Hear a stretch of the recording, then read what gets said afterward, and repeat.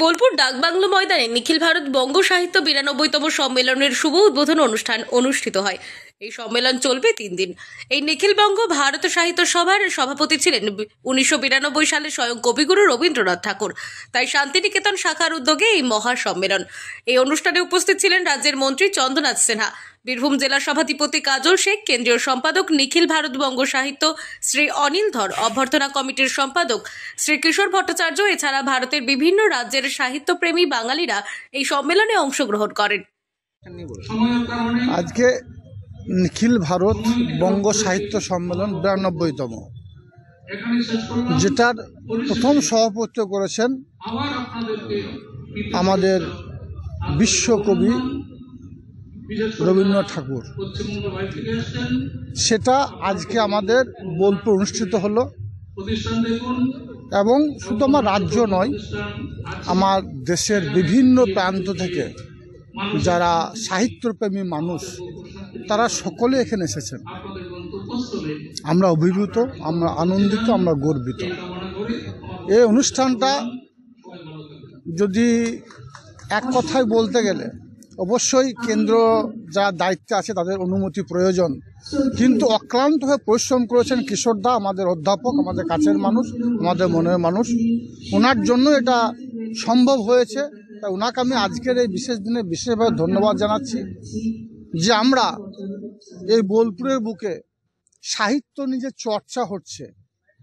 সারা ভারতবর্ষে বিভিন্ন প্রান্ত থেকে যে সাহিত্যপ্রেমী যারা এসেছে, সত্যি নিখিল ভারত বঙ্গ সাহিত্য সম্মেলনের 92তম অধিবেশন শান্তিনিকেতন শাখা আয়োজন করছে।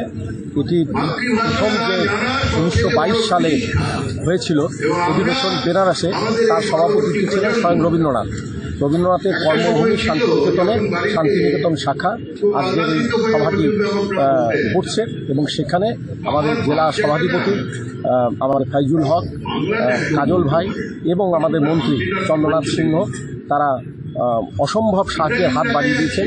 তাদের সাহায্যের উপর নির্ভর করে শান্তিনিকেতন শাখার সদস্যরা এটা সর্বভারতীয় সম্মেলনটা এখানে করছি।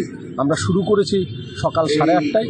যেহেতু এটা 92তম, তাই 92টা গুলঞ্চ গাছ আমরা লাগিয়েছি আমাদের ফায়ার ব্রিগেড থেকে ভাষা বহন, এবং তার সঙ্গে সঙ্গে বাংলার সংস্কৃতি যে ঢাক, বাংলা সংস্কৃতি রনপা, তার সঙ্গে আমাদের যে আদিবাসী ভাই বোনদের নাচ, সেটা হয়েছে। এবং প্রায় 700 প্রতিনিধি ভারতবর্ষের বিভিন্ন প্রান্ত থেকে এসেছেন।